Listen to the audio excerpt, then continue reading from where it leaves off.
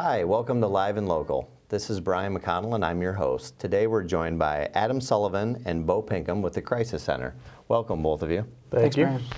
If you could, just tell me a little bit about what you do there and what your roles are. Adam, if you want to start. Sure. I'm the communications coordinator, so I work on the PR and the marketing at the Crisis Center. And so a big part of that is getting our message out to prospective supporters, but also just kind of getting the issues out. The big issues we work on are food insecurity and mental illness. And so just making sure that people in the community know that those are prevalent issues and making sure they're connected if they want to help out. Wonderful.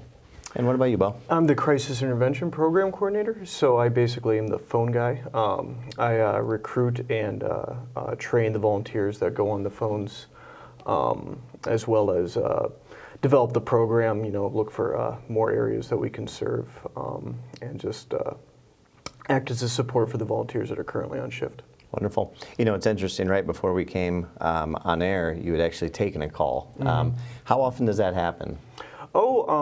Maybe once or twice a night I'll get a call. It's not always, an emergency. It's just somebody who needs support after a particularly difficult call or chat, or that they just have kind of a rules question, so to speak, and I can answer that pretty well. Wonderful. One thing that's kind of unique, Brian, is, one thing that's unique is a kind of a crisis line in general, because there really aren't that many of them out there anymore. But here in Iowa, there's another organization up in Cedar Rapids that has a phone line as well, but they have paid staff, whereas we have volunteer staff. We think that's a real strength to have volunteer staff because it gets buy-in from the community. You get people who are really committed to being there. But along with that, obviously it's necessary to have really well-qualified professional staff like Beau available, and so Beau and the other professional staff and some of the other more experienced volunteers are always there, and waiting for that call when those volunteers do need help. And so that's the kind of thing that Beau was dealing with just here a few minutes ago. Yeah. So with the Crisis Center, there's so many different angles and so many different arms of the Crisis Center. How do you define a crisis? And either of you can talk about this, or what? Well, we honestly let the person in crisis define their own crisis for us. We don't really make any judgment calls about whether or not a person should or shouldn't use our line. We try to be as accessible to as many people as possible. So that can range from anywhere from having just family issues to just had a bad day at work, to really a lot more stressful things like diagnosed or undiagnosed mental illness. Social isolation is a big problem, especially in the rural areas of Iowa. And anything in between. So there's a clinical definition of crisis, but we teach that, but we don't really go by it. It's really just kind of up to the person using our services. We kind of split things into kind of emotional and mental crises versus material crises. And so Beau works with the 24-hour crisis line, and so he's mostly focused on those emotional crises and people going through those things. On the other side of our building, we deal with material crises, and so we run the food pantry as well as the emergency assistance program. They're definitely different service groups, although there's definitely some overlap. But what I think is really important, especially about the 24-hour crisis line, is in a community like Johnson County, there are services to help people who need those. Mm-hmm. But because there's so many services, it's like, how do you even navigate that? Especially if you're a person, maybe you're low literacy, maybe your English isn't great. And so to have the 24-hour crisis line, to kind of have that, what I call the one-stop shop that you can call and say, here's my problem. I don't know if you guys are the ones to help me, but is there somebody to help me? And so a lot of times, even if we're not the organization that can help them, we can set them up, and we've got those phone numbers and things like that. So what are some of the common referral agencies or places that you work with closely? Well, we have a lot of strong ties, especially on our end, to the mental health community. So Community Mental Health Center gets referred to a lot. The more specific crisis lines that are available, like domestic violence, DVIP's line, RVAP's line for rape and sexual assault, those get done a lot.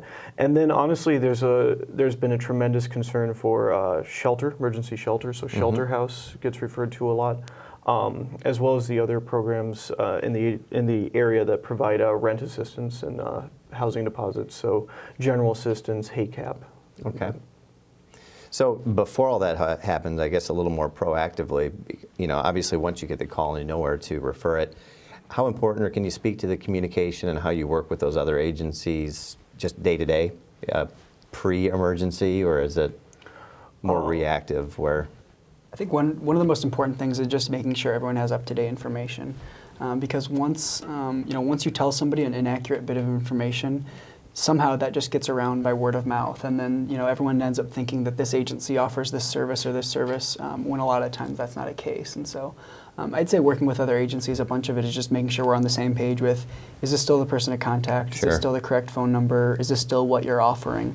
Those kinds of things. But beyond that, Iowa City's not that big, and so the social services people run into each other. Beau's a good example. Actually, he came to the crisis center from a different social services agency, and so we're in touch with people from other agencies definitely on a weekly basis. So with such a broad definition of crisis, which is good. I like the way that you say we don't define it by the clinical way. Talk about the challenges that presents in training volunteers and training staff to be able to field such a wide variety of things going on. Yeah, our training is certainly, we have very high expectations for it, and it's a long training. It's about, when you average it out, it's about 60 hours long, so kind of equivalent to a university course.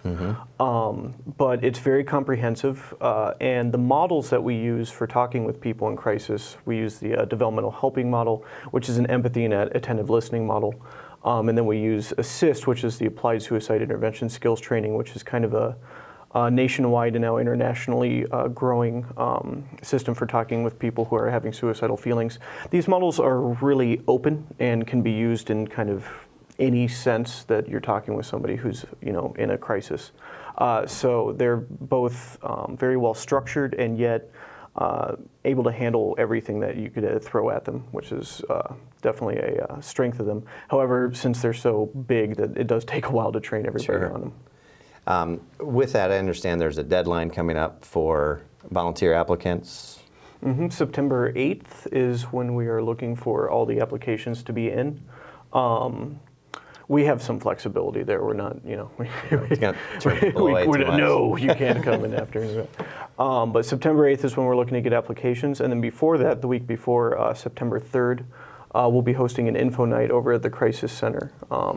So that's Wednesday, September 3rd from 6 to 7 p.m., where me and my partner, Rachel, will just answer some questions about the crisis intervention program, give a little tour of the building, and just go through the kind of specifics of what the training expectations are. Is there an ideal volunteer? Is there a particular skill set, or is there? I've been really surprised by, I'm not a person, I'm relatively new to the organization. I haven't gone through the crisis intervention training. I've been blown away by, first, the diversity of the volunteers we have. We have retirees and students and, people in the middle. And then I've also just been blown away at the ability that they all have to deal with what comes at them. And it's not just on the phones, but we have people who walk in and get services. We have services via chat online, and so... Yeah, you mentioned that. That's kind of interesting, and that's unique, and you said that's fairly new in the last few years? 3 or 4 years, 3 years, yeah. Yeah. And so, there really is no kind of prototype volunteer. It really does, run a full range. That said, I think, people who are interested in psych, definitely, we have a strong response from, people who can fit a 3-hour volunteer's shift into their schedule, obviously, is one group of people. But just to mention, along with volunteer applications, the best way to find out more information about that or to get an application is our website, which is jccrisiscenter.org. Okay. Coming up, is it in the early fall, is Suicide Prevention or Awareness Week? Yeah. Sorry about that, yeah. That's actually a national recognition. So communities all across the country will do suicide prevention activities that week. I think it's the second week of September. And so, in addition to the crisis line, in addition to trying to stop, specific crises that are happening and trying to help those people, throughout the year we try to take a proactive approach and do suicide prevention programming, outside of those crisis situations, because we know that the more we talk about this issue, the better it gets, and that in order to address the stigma that surrounds suicide and mental health in general, that we need to make sure people are talking about it. And so that's really what Suicide Prevention Week is focused on, is getting the issue out there. And so 2 big events that we have planned are Stand Up for Mental Health, where we're actually bringing in David Granerer, who's both a mental health counselor and a comedian, and I've actually seen a video of his routine, and it's actually really great the way he's able to kind of mold together aspects of motivational speaking and counseling and humor too. And so we're really excited about that. That's That'll be on interesting mix. Right, Yeah. that'll be that week in September, and you can find more info on our website. And the other thing is the Out of the Darkness Walk, which we've been doing for a few years now, and it's a chapter of a larger movement as well. But that's a fundraiser for the Johnson County Suicide Prevention Coalition, which is just doing really great work, really important work here in Johnson County, and is really, you asked about other agencies getting together to work together. Johnson County Suicide Prevention Coalition is, I think, one of the best examples in our community of, you've got local government, you've got the nonprofits, you've got a few business folks, and everybody coming together, to make sure that this issue stays in everybody's minds. You kind of talked about the stigma that goes along with it. Are there any myths that you'd like to kind of debunk, whether it's about the suicide prevention, whether it's about people who come to the crisis center for other needs? Anything that you just really want to put out there that's not true, or? I think there's still out there this idea that you don't want to ask someone if they're suicidal because that'll put the idea of suicide in their minds. That's just completely wrong. What's best is to act sooner and be clear in your question. Are you feeling suicidal? If you notice any kind of warning signs, warning signs being giving items away that they're precious to them, writing a lot of letters to loved ones, socially isolating themselves, just ask. And it's okay, and maybe they won't even respond to you, maybe they don't want to talk about it, but the very fact that you asked really kind of opens up that dialogue and shows them that other people are noticing this kind of behavior and that they do care for them. As for the stigma, we have a really great support group over at the Crisis Center for coping with suicide loss. And I think that kind of shows that, suicide's not going away anytime soon, but we need to talk about it. We need to address it as an actual public health issue. And for the people affected by it who are kind of left after, suicide has been attempted or completed, we need to give them the support that they need. And so, the Suicide Loss Support Group is one of the ways we do that. I would just reiterate those messages, but beyond suicide, just mental health in general, the same goes, just talk about it. If you're a person with mental illness, hopefully you can get to a point where you can open up to people and talk about that, because I think that's really powerful for people to hear that it's okay, to talk about these things. And so, you just can't say that enough, talk about it, because that really does take down the stigma, and it helps people realize that it's your friends and neighbors, it's everybody around us who's dealing with this kind of stuff.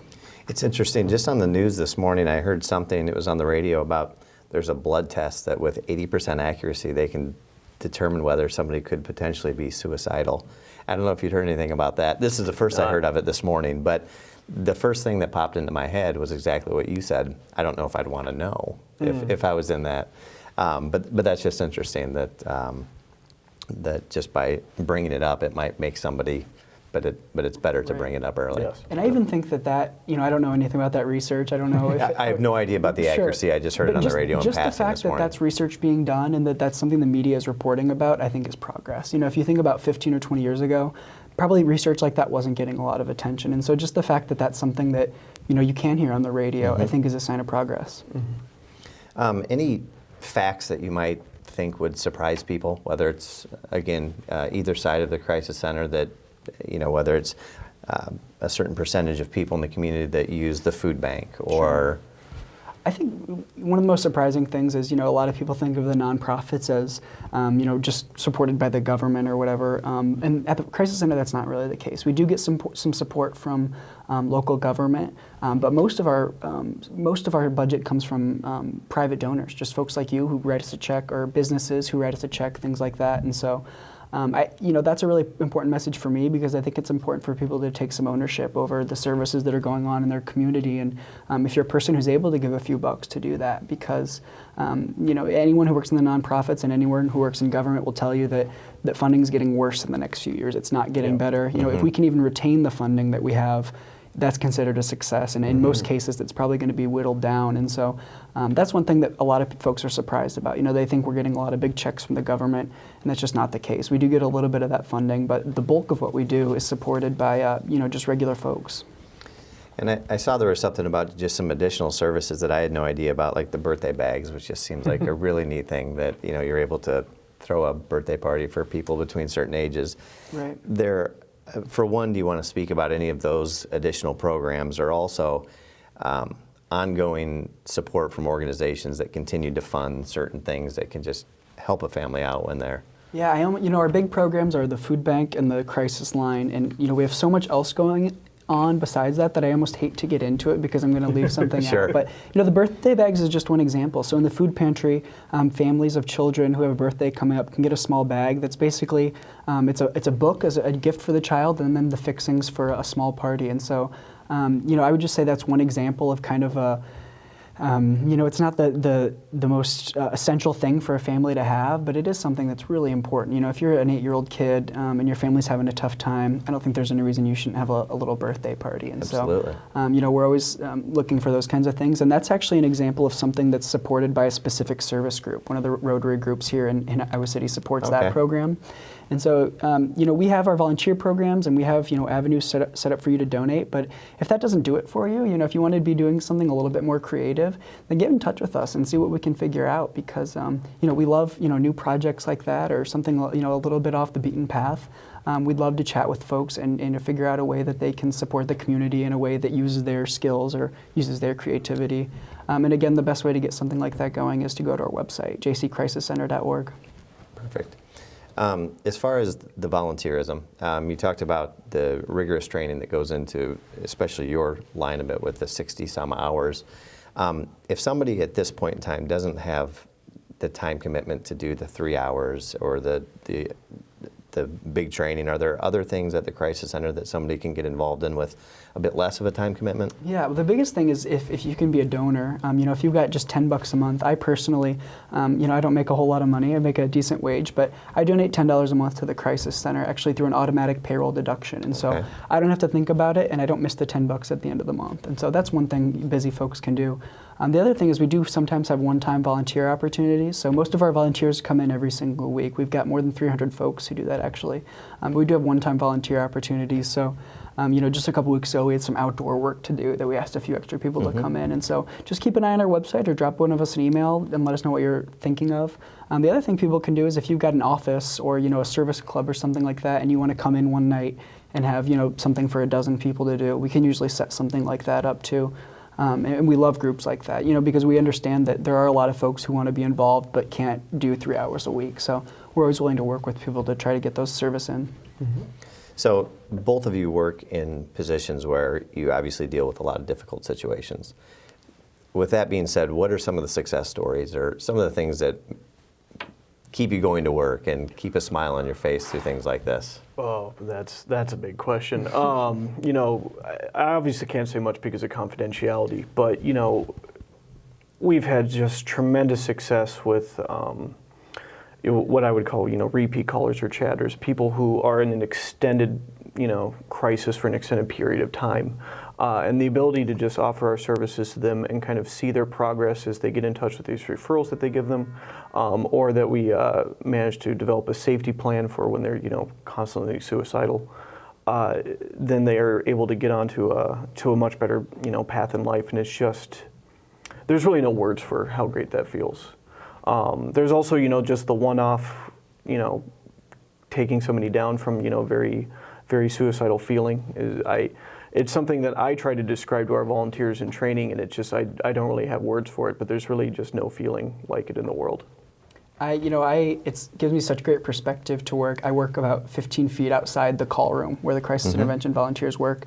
And anytime I'm having a bad day, and then I overhear a volunteer who's talking to somebody who's having a really, really bad day, that helps me keep things in perspective. And so, I'm just Beau's job is a whole lot more stressful and difficult than mine. I do the PR and the marketing. He's helping people save lives every day, and so it's just tremendous to be part of an organization that's literally saving lives. Actually, some of the best success stories are our own volunteers too. Just the ability. I mean, the personal development that comes from volunteering at the Crisis Center is enormous. I was a very non-traditional volunteer when I started. An 18-year-old male who was involved in the business school. Not really somebody that they would usually recruit, especially back then. We've kind of diversified since then. But it's just, it's been a life-changing experience for me. It's been a life-changing experience for a lot of our volunteers as well. And not only that, just as far as developing, professionally, it looks tremendous on a resume. And really any crisis that happens in my future career, wherever that might be, probably can't compare to some of the crises that I've had here. So That's a great point. Kind of go through things with like a nice calm demeanor. Right. We track really closely what goes on our calls and our chats that we get at the crisis center. But those crisis intervention volunteers have lives out. They have a lot of hours in their week outside the 3 hours they're at the crisis center, and so they have friends and family members who they're using the skills they got at the crisis center to help, because that's just, it becomes part of how you deal with things once you go through that training, is that you kind of are able to keep yourself calm and collected a little bit more. And like you said, just the personal development. Right. I've always been curious of this. I've never worked in the not-for-profit sector, but what's a normal day like for you? Like, what are your hours? And you don't have to get coffee, get lunch, but Well, thankfully, my director and my staff are pretty easygoing. So I kind of roll in around 9:30 and leave whenever I want, but usually around 6. With the caveat that he's often up in the middle of the night helping. Yeah, that's exactly, true. exactly. Thank you, Adam. I don't want to be portrayed as lazy. But honestly, we're very flexible, which is nice for our full-time staff, and we also have staff members who man the overnight lines and stuff like that, and they have very rigid hours, and we're really thankful for their help as well. I guess not the highest percentage of crises may not happen at 9:30 a.m. on a Tuesday. No. Usually around those times we get a lot of what we call information referral calls. So those are people who are calling us who are just literally asking, can I get the number for DVIP? Can I get the number for HACAP? And we're happy to provide that service. It's kind of akin to 211. Gotcha. Adam, what's your day like a little bit? A little bit similar to Beau's. I'm kind of, every day is different, and it's definitely a position where not all of your work is going to happen between 9 a.m. and 5 p.m. And so, a lot of my job is just kind of staying connected to what's going on in the community and making sure those, that the crisis centers, we think of ourselves very much as a staple of the community, and so making sure that the organization is up to date with goings on, and as you know, that doesn't always happen during the business day, and so, like Beau said, we're lucky to have a director who's, who will work with us on that kind of stuff and be flexible. So, if there's anything that we've missed that you wanted to talk about, please bring that up. But also just, I guess if there's a takeaway for people watching or people listening, what would that be? Even if you've already touched on a little bit, just to reiterate, and also another plug for the website certainly doesn't hurt, but just each of you talk a little bit about that. One thing we didn't touch too much on is our crisis chat. And I would just say, and we mentioned it briefly, but it's just like a computer chat program where our trained volunteers on the other side talking with you. We have really strong response, especially from young people, but again, all kinds of people. And I guess that would just be one example of, it's not about the medium. The phone line isn't what matters. The computer screen isn't what matters. It's about those actual skills that the volunteers have. And, whatever medium you have to help that person, that's what's important. And so, moving forward, I know one big thing in crisis intervention is texting now with young people. And that's an arena that, we're looking at and hopefully we'll get into over the next year or two. And so, I guess I think that's one of the big takeaways is that, the crisis center is really about listening to people and meeting people where they're at, and like Beau said, letting people define their own crisis. And so, I think if somebody asks you about the crisis center on the street, hopefully that's something you can tell them. Yeah. I just want to reiterate that this is probably one of the most tremendous volunteering experiences that people ever have in their lives, and that's saying something for this community. Iowa City and Iowa in general just has a tremendous rate of volunteerism, which I think is extraordinary. Number 5 in the country. Yeah. Oh, that's incredible. Yeah. Right. But we always need more, and the training that we provide is accredited by 2 national agencies and is it's definitely sounds intense, and it certainly is, but it's also very rewarding, and we would love to have anybody here. Right, and don't be a stranger. If you're not sure if crisis intervention is right for you, one really good way to figure it out is to come down and talk to Beau.